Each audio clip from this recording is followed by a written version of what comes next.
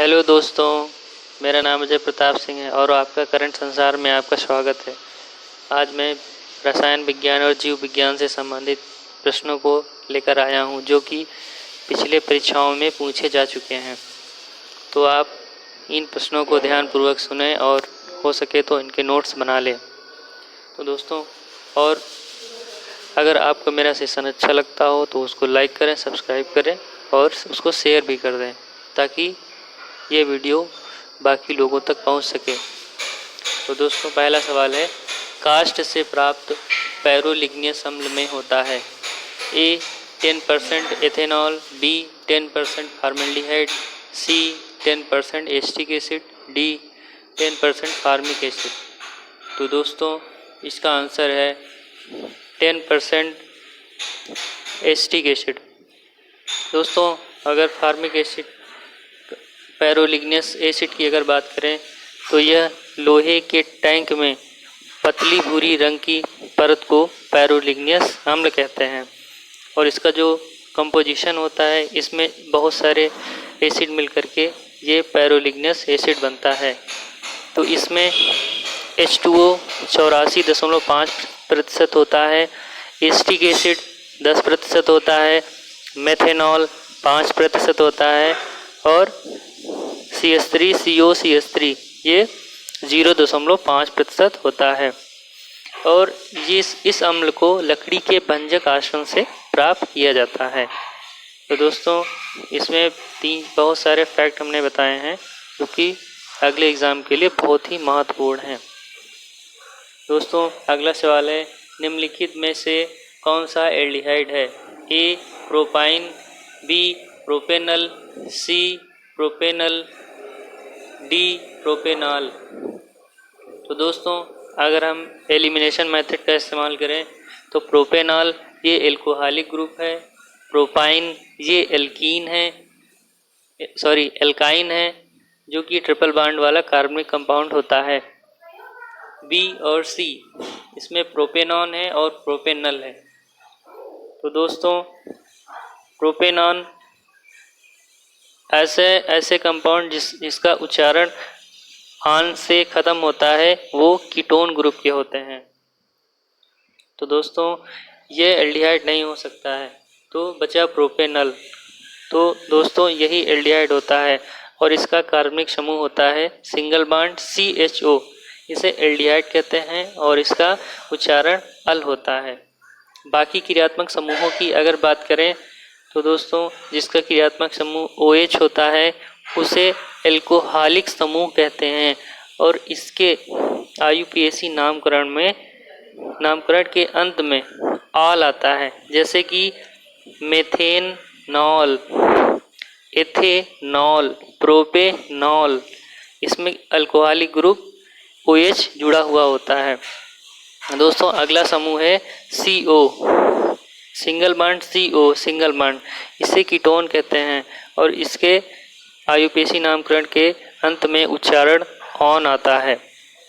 दोस्तों, अगले ग्रुप की अगर हम बात करें तो single bond O, single bond, इसे ईथर कहते हैं और इसके उच्चारण में एल्कोक्सी आता है। जब भी इसका हम उच्चारण करते हैं या IUPAC नामकरण करते हैं तो उसमें एल्कोक्सी आ जाता है, जैसे कि CH3OCH3। तो दोस्तों, इसका IUPAC नाम हो जाएगा मेथॉक्सी मेथेन। CH3CH2OCH3। तो दोस्तों, इसका IUPAC नाम हो जाएगा मेथॉक्सी एथेन। तो दोस्तों, आप ईथर ग्रुप को समझ गए होंगे, क्योंकि single bond O single bond होता है। दोस्तों, अगला सवाल, सिंगल बॉन्ड COOH, इसको एल्केनोइक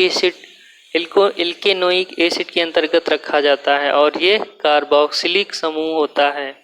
मतलब ये है कि ऐसे ग्रुप जिसमें लगे होते हैं उसका IUPAC नामकरण के अंत में एल्केनोइक आता है।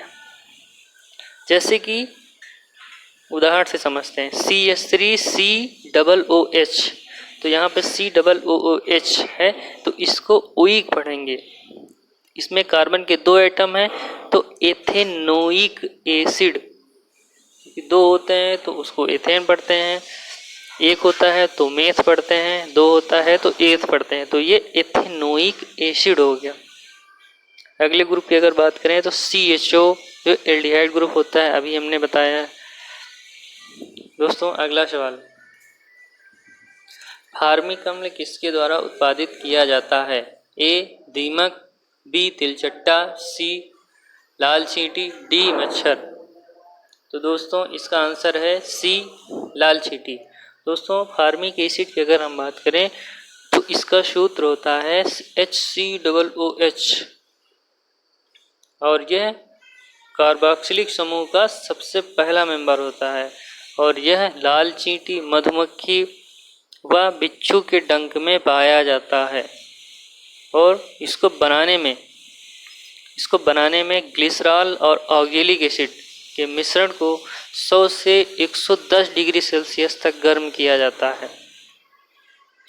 इसमें ग्लिसरॉल और ऑक्जेलिक एसिड को 100 से 110 डिग्री सेल्सियस तक गर्म किया जाता है, जिससे हमें फॉर्मिक एसिड मिलता है। और ग्लिसरॉल और फॉर्मिक एसिड यह एक रंगहीन गंधहीन द्रव होता है, ना इसमें रंग होता है ना ही गंध होती है, और यह एक द्रव भी होता है और यह जल में, एल्कोहल में और ईथर में विलय होता है।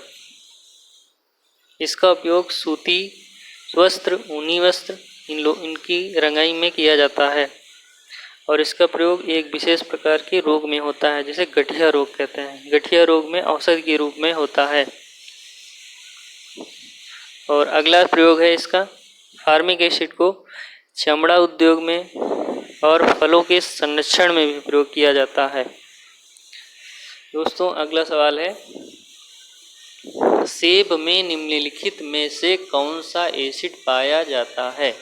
A malic acid, b sulphuric acid, c formic acid और डी नाइट्रिक एसिड। तो दोस्तों सेब में मुख्यतः मैलिक एसिड पाया जाता है। दोस्तों और बाकी चीज़ों की अगर हम बात करें, जैसे कि सिरका होता है, तो इसमें सिरका में 4 से 8% एसिटिक एसिड पाया जाता है, जिसे एथेनोइक एसिड भी कहते हैं। और दूध में लैक्टिक एसिड पाया जाता है। खट्टे फलों में साइट्रिक एसिड पाया जाता है। खट्टे फल जैसे अंगूर हो गए, नींबू हो गया, इनमें साइट्रिक एसिड पाया जाता है। पालक में ऑक्जेलिक अम्ल पाया जाता है। ऑक्जेलिक अम्ल का प्रयोग फोटोग्राफी में किया जाता है। फोटोग्राफी में ऑक्जेलिक अम्ल का प्रयोग फेरस ऑक्जेलेट के रूप में होता है और इसका प्रयोग स्याही के धब्बों को हटाने में भी किया जाता है। ऑक्जेलिक अम्ल के 2 प्रयोग हैं, फोटोग्राफी में, स्याही के धब्बे हटाने में। दोस्तों इसके बाद बेकिंग पाउडर, अंगूर और इमली, इन तीनों में ही टार्टरिक एसिड पाया जाता है। कौन कौन से हो गए? बेकिंग पाउडर, अंगूर, इमली, इन तीनों में टार्टरिक एसिड पाया जाता है। दुर्गंध युक्त मक्खन में ब्यूटायरिक एसिड पाया जाता है। गन्ने में एकोनिटिक अम्ल पाया जाता है। चाय में टैनिक अम्ल। सेब में मांसपेशियों में किस द्रव के एकत्रित होने से थकावट आती है? A lactic acid, B oxalic acid, C uric acid, D pyruvic acid. तो इसका आंसर है ए लैक्टिक एसिड। जीव विज्ञान के प्रश्नों के बारे में बताएंगे। एगार एगार किससे प्राप्त होता है? ए शैवाल, बी लाइकेन, सी कवक, डी ब्रायोफाइटा। तो यह बी लाइकेन से प्राप्त किया जाता है। कवकों की कोशिका भित्ति किसकी बनी होती है? ए लिपिड, बी सेलुलोज, सी प्रोटीन, डी काइटिन व हेमीसेलुलोज। तो इसका आंसर है डी काइटिन व हेमीसेलुलोज। कवकों द्वारा रिजर्व भोज पदार्थ किस रूप में संचित होता है? ए ग्लाइकोजन के रूप में, बी तेल कायों के रूप में, सी स्टार्च के रूप में, डी एल्कोहल के रूप में। तो दोस्तों इसका आंसर है ए ग्लाइकोजन के रूप में। सभी कवक सदस्य होते हैं परजीवी, बी स्वपोषी, सी विविधपोषी और डी मृतोपजीवी। तो सभी कवक विविधपोषी होते हैं, अर्थात ये कभी परजीवी बन जाते हैं तो कभी स्वपोषी तो कभी मृतोपजीवी। ये समय के हिसाब से अपने आप को ढाल लेते हैं।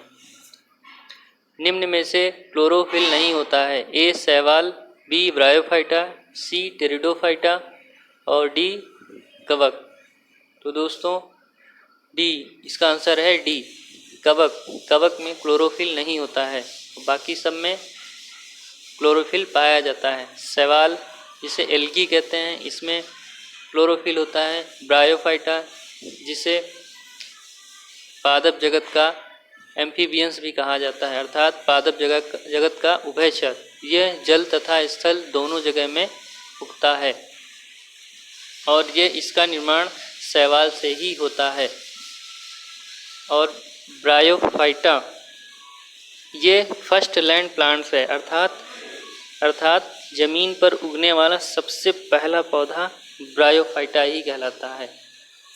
दोस्तों अगला सवाल है, पेनिसिलिन की खोज किसने की थी? दोस्तों A Charles Goodyear, B Michael Faraday, C Alexander Fleming, D William Harvey. दोस्तों इसका आंसर है सी अलेक्जेंडर फ्लेमिंग। दोस्तों अगर हमारा सेशन अच्छा लगता हो तो इसको सब्सक्राइब करें और ऐसे ही वीडियो देखने के लिए इसको सब्सक्राइब करें। धन्यवाद।